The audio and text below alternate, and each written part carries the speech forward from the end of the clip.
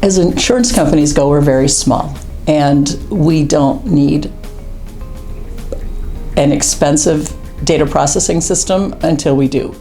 We decided that we would rent or subscribe to a data processing system that is put in place and maintained and upgraded by a completely separate entity. It's based in Toronto. It's very professional, but from a business continuation standpoint of ensuring that we have access to our data as we need it, we spent what seemed like an inordinate amount of money to put that in place, but the timing was terrific because it also allowed everybody to work from home, and they just needed a laptop and a virtual private network. Letting policyholders know what was happening with different courts and different jurisdictions were issuing different kinds of rules for hearings, in person, not in person. As the information came out, as it came from wherever it came from, Tom was sending emails to policyholders and changed all of our risk management programs to virtual, and it looked pretty seamless. As far as us staying in contact with policyholders, they rarely come to see us in person anyway. So it's one of the reasons that we are outside of our office as often as we are is not to tell people things they don't yet know. It's for us to learn how the practice of law is changing.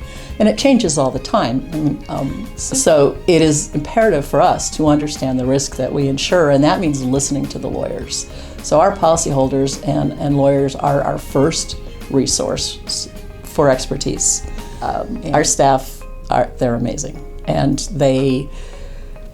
I don't think you could tell from the outside that people were working from home. So calls are answered just as they were before. And people,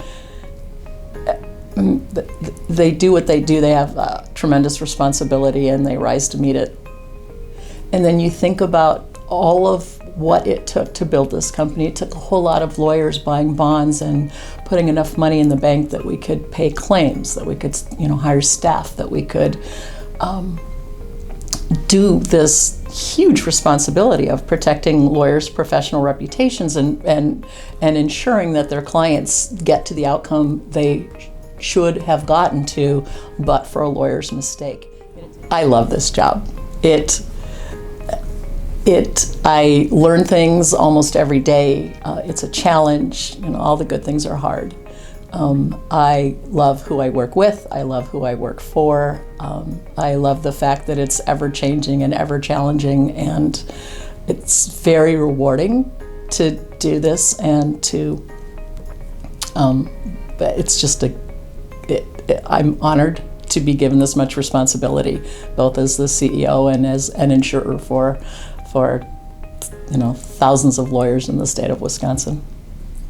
We had to shut down all of our offices, make plans for people to work from home, and the courts were shutting down. We didn't know what was going to happen or how we were going to deal with that. And quickly, who do we go to for information?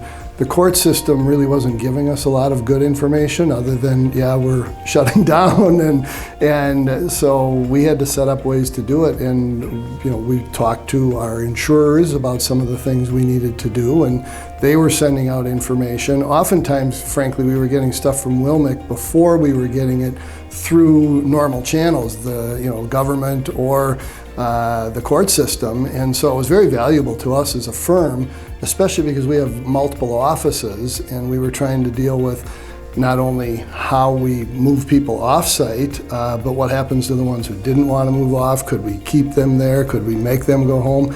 And just getting information from people like Tom Watson really was a benefit to us and helped us get through those first couple of months to really get going on what are we going to do now. And Wilmick has been very good about keeping up and keeping us informed as lawyers of what's going on in Wisconsin law. What should we worry about? They let us know, here's the areas you can get yourself in trouble. And the other part, though, that I think is really good is if they know that someone made a mistake, they treat it, well, that's a mistake. It can happen. It happens to all of us. And they don't seem to judge the lawyer as you screwed up so much as how can we make it right? and how can we support our lawyers in the state of Wisconsin. And so I'm really appreciative of WILMEC. As we look to the future, I think we have to think about what it means to be a totally remote practice, partially remote, the hybrid of, I can go to my office, but I can work from my home, and there's really not much difference except the meeting of people in person. And so how does that affect us as to making sure our young lawyers know what's going on, new lawyers are getting the mentoring they need? There's things that are going to be different, and so again, having someone, an organization like WILMEC to help us understand some of those things. They're always looking forward to what's the next thing, as opposed, using your experience, but what's it going to mean down the road?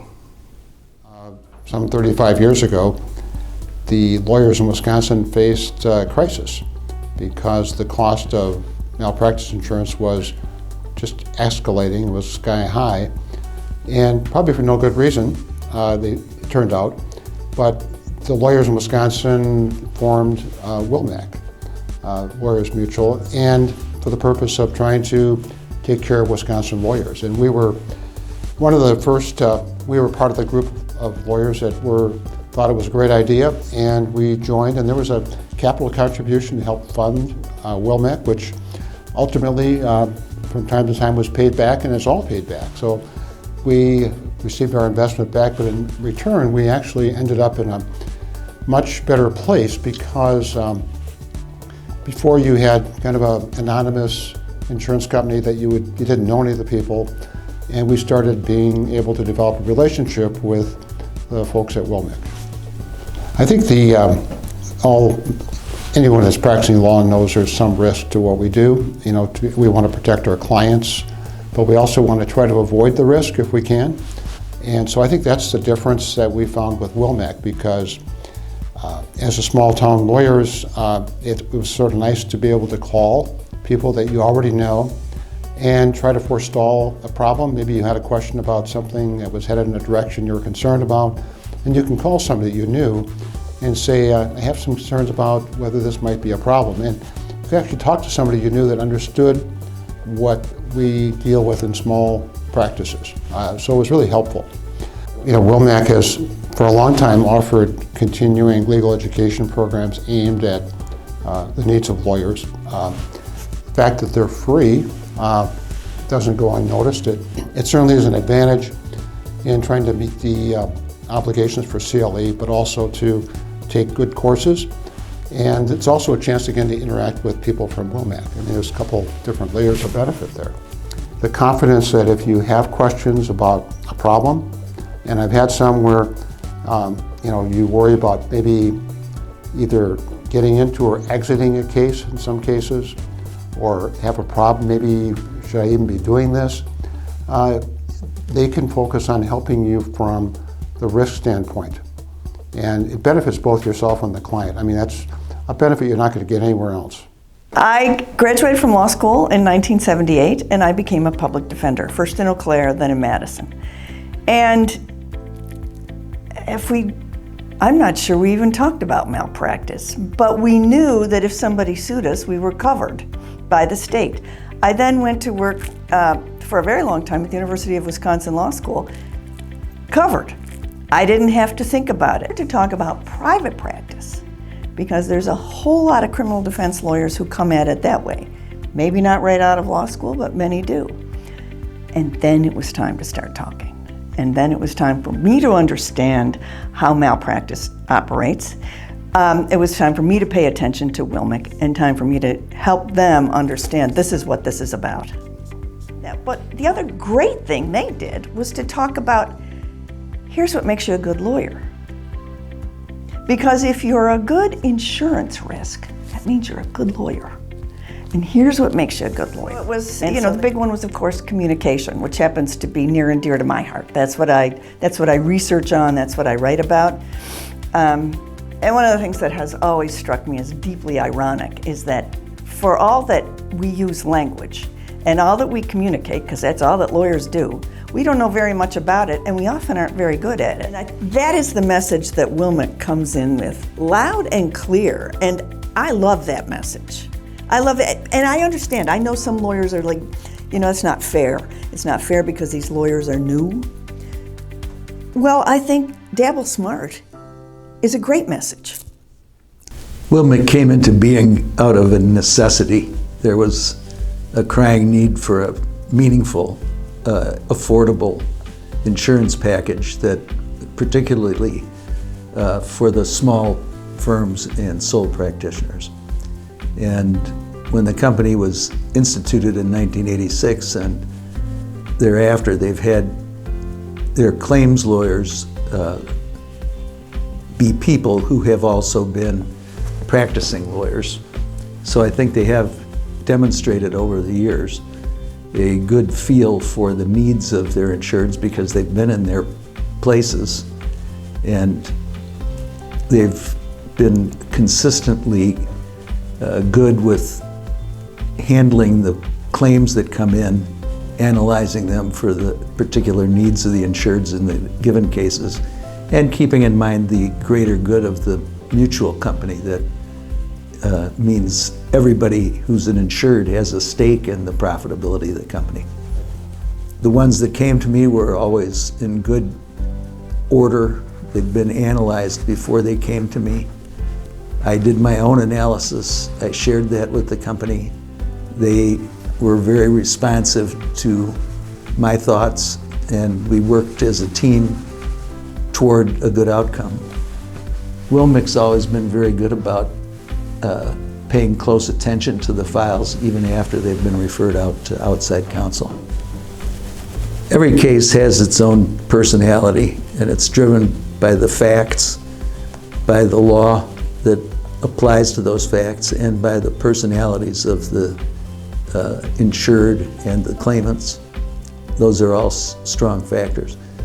And as Wilmec's lawyer, it's part of my job to continue to monitor as the case goes along, new facts, changes in the law, and how the personalities are likely to play out. Wilmec works hand in glove with people like me, from my experience, certainly with me, keeping their finger on the pulse of the case as the facts and the law unfold, needs of the insureds. And that's reflected in the work that they do with their defense lawyers, most of whom, to my knowledge, have been pretty much the same people for 30 years and longer, because we know how Wilmec works, how it wants its insureds protected, and they want lawyers who know that and honor it in the fashion in which they go about defending the claims. And that has given rise to, I think, a great deal of confidence on the part of the insureds, because they know that there's experienced people behind the claims process. So the State Bar program, they have, there are various specialty bar organizations within the State Bar, like the Wisconsin Association of African American Lawyers, or Wisconsin Hispanic Lawyers Association. So they're kind of a bridge position, and what the aim of that is to introduce you to the State Bar and give you an opportunity after you serve as liaison to maybe run for a position. So that's kind of why I got involved. Judge Ashley said this would be a good way for you to get involved. And at the first annual meeting and conference is when I met Tom and Katja, and we developed a relationship at that point where just an informal conversation, and then eventually it developed into something more. So that was my first introduction to Wilmec at that point. Yes, I was invited to participate in a Wilmec presentation. I believe Jay Reeves may have been the lead presenter, and we were talking about different issues related to being a happy lawyer. So the practice of law can be very stressful and taxing, and we were talking about various issues like time management, work-life balance, and various things that lawyers need to not only fulfill their clients' needs, but to fulfill home life needs, family needs, and keep a a balanced well-being. So that was a great opportunity to speak to various WILMIC policyholders and things of that nature, to give this information out, and also learned a lot of things from people that were on the panel as well. So it was definitely a great experience speaking at that event.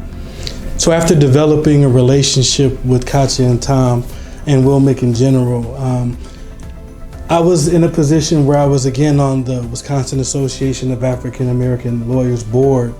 And one event that we have every year that's kind of our big event is the Vellendale Phillips Scholarship Dinner. So it was instrumental, their involvement was instrumental in us developing more diversity and inclusion in the practice of law in Wisconsin, because I see WILMIC as an ally to what we do, not only in WAL, the Wisconsin Association of African American Lawyers, but through our efforts with the state bar.